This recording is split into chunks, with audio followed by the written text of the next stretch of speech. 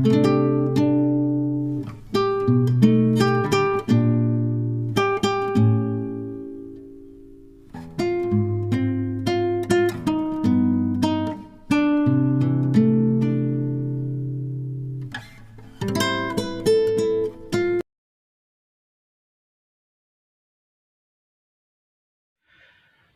റൂട്ടിൻ്റെ മറ്റൊരു വീഡിയോയിലേക്ക് ഏവർക്കും സ്വാഗതം.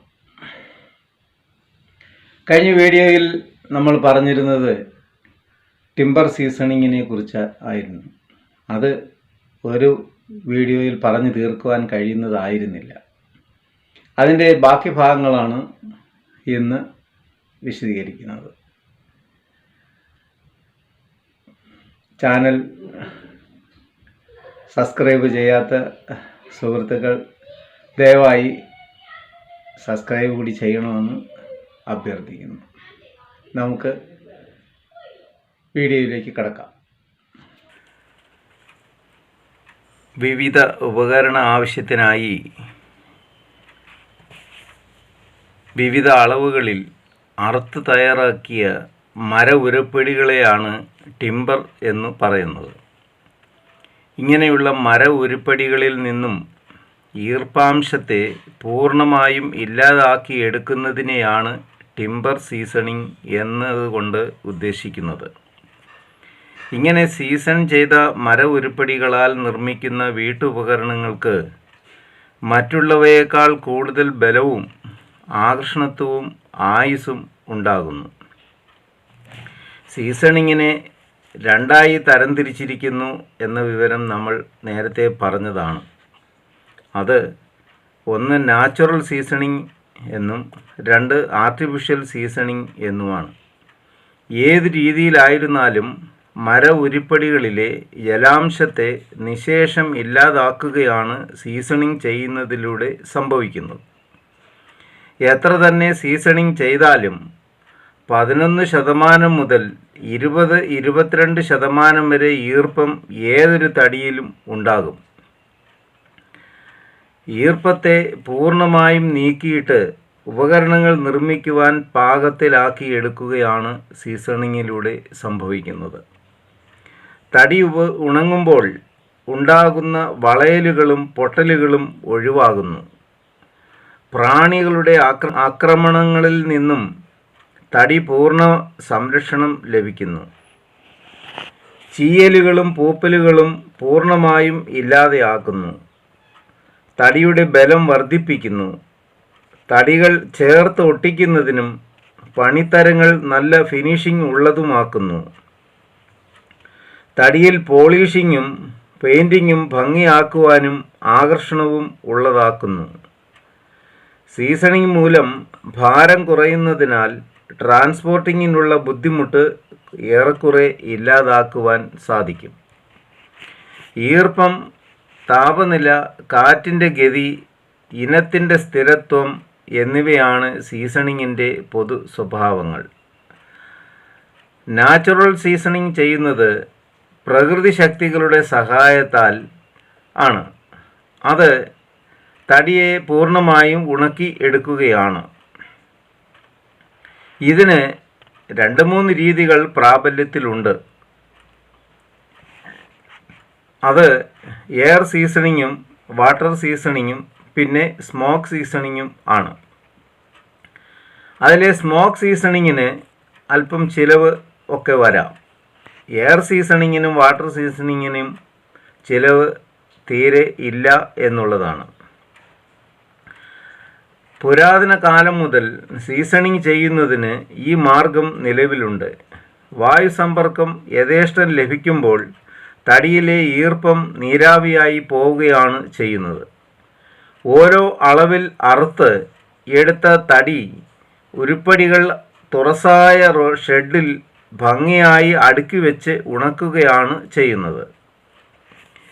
ഇതിന് വെളിച്ചവും വായുസമ്പർക്കവും ലഭിക്കുന്നതും മഴയും വെയിലും നേരിട്ട് ഏൽക്കാത്തതുമായ ഷെഡ് ആവശ്യമാണ്.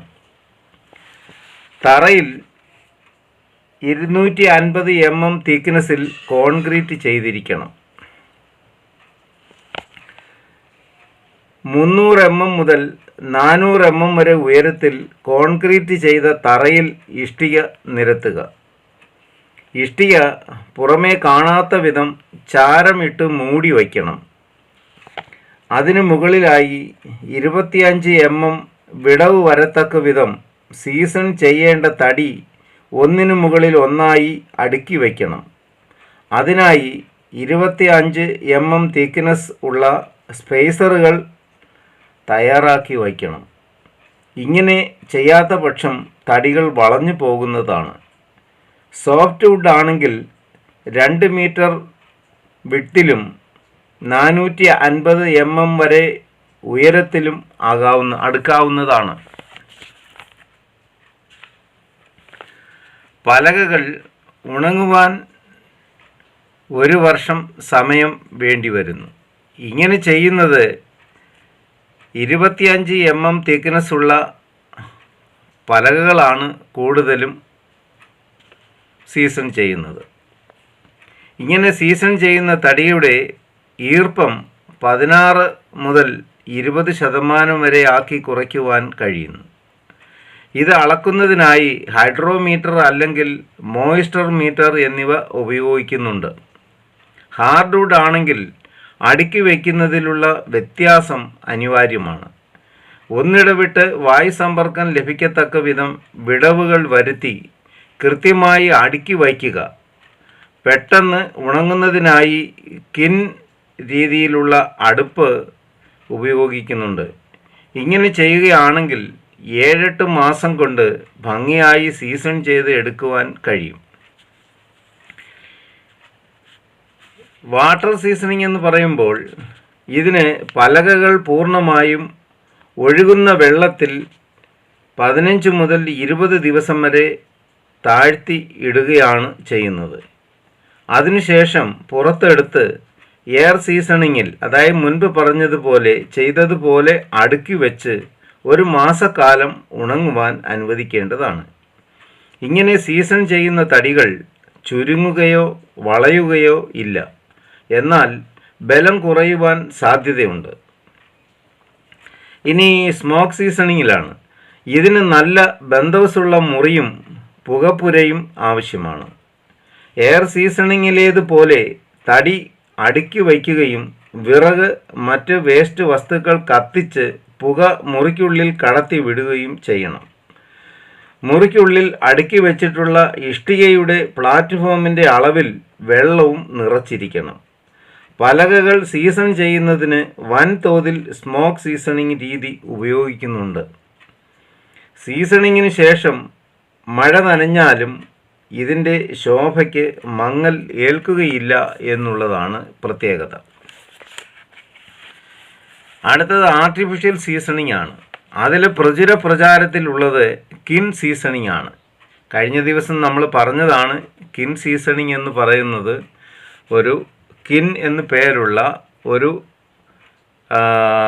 യൂറോപ്യൻ, അതായത് സായിപ്പ്, അദ്ദേഹമാണ് ഇതിന് രൂപകൽപ്പന ചെയ്തത്. അതുകൊണ്ട് അദ്ദേഹത്തിൻ്റെ പേരിലാണ് ഇത് അറിയപ്പെടുന്നത്. ഈ സിസ്റ്റം ഉപയോഗിച്ചിട്ടാണ് ഇഷ്ടികകളും മൺകലങ്ങളും ഒക്കെ അടുപ്പിൽ, അതായത് ചൂളയിൽ വച്ച് നല്ല ഭംഗിയായി ചുട്ട് എടുക്കുന്നത്. ഈ ചൂള തന്നെയുടെ സിസ്റ്റത്തിൽ തന്നെയാണ് ഈ സീസണിങ്ങിനും ഈ കിൻ മെത്തേഡ് ഉപയോഗിക്കുന്നത്. ഇത് ചെയ്തിരുന്നാൽ താരതമ്യേന ചില വ്യത്യാസങ്ങളുണ്ട്. നാച്ചുറൽ സീസണിങ്ങിൽ കൂടുതൽ സമയം ആവശ്യമാണ്. എന്നാൽ ആർട്ടിഫിഷ്യൽ സീസണിങ്ങിൽ വളരെ കുറച്ച് സമയം മതിയാകും. അതായത് ഒരാഴ്ചയ്ക്കുള്ളിൽ സീസൺ ചെയ്ത് എടുക്കുവാൻ സാധിക്കും എന്നർത്ഥം. നാച്ചുറൽ സീസണിങ് ചെയ്യുമ്പോൾ 6 മാസം മുതൽ 1 വർഷം വരെ സമയം വേണ്ടിവരും. എന്നാൽ ആർട്ടിഫിഷ്യൽ സീസണിങ്ങിൽ ഒരാഴ്ച മാത്രം മതിയല്ലോ. നാച്ചുറൽ സീസണിങ്ങിൽ ചിലവ് വളരെ കുറവാണ്. എന്നാൽ ആർട്ടിഫിഷ്യലിൽ ചിലവ് വളരെ കൂടുതലുമാണ്. നാച്ചുറൽ സീസണിങ്ങിന് തുറസായ സ്ഥലം മതിയാകും. എന്നാൽ ആർട്ടിഫിഷ്യൽ സീസണിങ്ങിന് പ്രത്യേകം തയ്യാറാക്കിയ പുകപ്പുരയും മറ്റു സജ്ജീകരണങ്ങളും ആവശ്യമാണ്.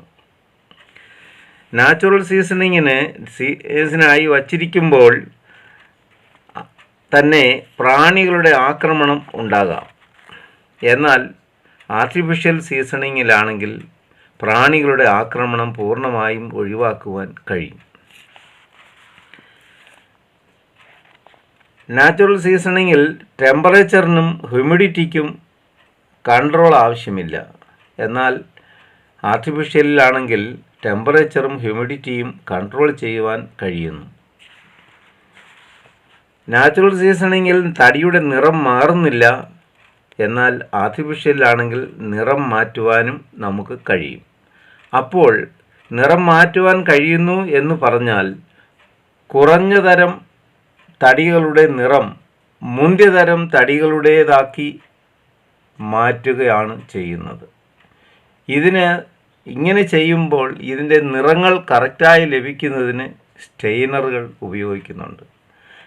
അതിന് തന്നെ സ്റ്റെയിനിങ് എന്ന് പറയുന്ന ഒരു സമ്പ്രദായം നിലവിലുണ്ട്. അത് പെയിൻറ്റിങ്ങുമായി ബന്ധപ്പെട്ട സമയത്ത് സ്റ്റെയിനറിനെ കുറിച്ച് ഞാൻ പറഞ്ഞിരുന്നു. ഇനി മറ്റൊരു അവസരത്തിൽ ഈ സ്റ്റെയിനറുകളെക്കുറിച്ച് വിശദമാക്കുന്നതാണ്. സ്റ്റെയിനിങ് ചെയ്യുന്നത് എങ്ങനെയെന്നുള്ള ഒരു വീഡിയോയും ഞാൻ ചെയ്യാൻ ഉദ്ദേശിക്കുന്നുണ്ട്. നാച്ചുറൽ സീസണിങ്ങിലെ കട്ടി കുറഞ്ഞ തടികളുടെ പെട്ടെന്ന് പൊട്ടുന്ന ഒരു പൊതു സ്വഭാവമുണ്ടല്ലോ, അത് മാറ്റുവാനൊന്നും കഴിയുകയില്ല. എന്നാൽ ആർട്ടിഫിഷ്യൽ സീസണിങ്ങിൽ തടികളുടെ പെട്ടെന്ന് പൊട്ടിപ്പോകുന്ന പൊതു സ്വഭാവം മാറ്റുവാൻ കഴിയും. അതുപോലെ നാച്ചുറൽ സീസണിങ്ങിൽ തടി മയമുള്ളതാകുന്നു. എന്നാൽ ആർട്ടിഫിഷ്യലാണെങ്കിൽ തടി കൂടുതൽ കട്ടിയുള്ളതാകുന്നു. അതുപോലെ നാച്ചുറൽ സീസണിങ്ങിൽ തടിയുടെ വഴങ്ങൽ മാറുന്നില്ല. എന്നാൽ ആർട്ടിഫിഷ്യലാണെങ്കിൽ തടിയുടെ വഴങ്ങൽ സ്വഭാവം പൂർണ്ണമായും ഇല്ലാതാക്കുന്നു. ഇവിടെ ആർട്ടിഫിഷ്യൽ സീസണിങ്ങിൽ തടിയുടെ ബലം പൂർണ്ണമായും കുറയുന്നുണ്ട്. പക്ഷേ നാച്ചുറൽ സീസണിങ്ങിൽ തടിയുടെ ബലം കുറയുന്നതേ ഇല്ല എന്നുള്ളതാണ് ഇത് തമ്മിലുള്ള വ്യത്യാസം. മിക്കവാറും എല്ലാ പേർക്കും കുറേയൊക്കെ മനസ്സിലായി കാണുമെന്ന് ഞാൻ കരുതുന്നു. സംശയങ്ങൾ എല്ലാവർക്കും എല്ലായ്പ്പോഴും ഉണ്ടായിരിക്കുമല്ലോ. അങ്ങനെ ടിമ്പർ സീസണിങ് നടത്തി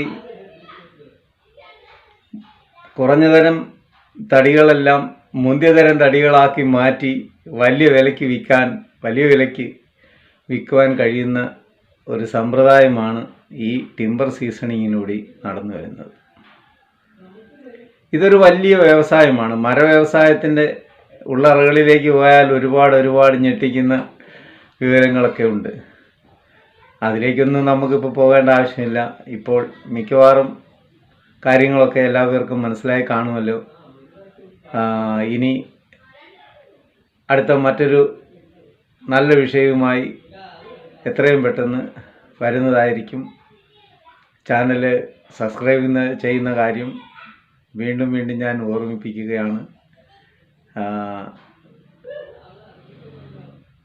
എല്ലാവർക്കും നന്ദി, നമസ്കാരം.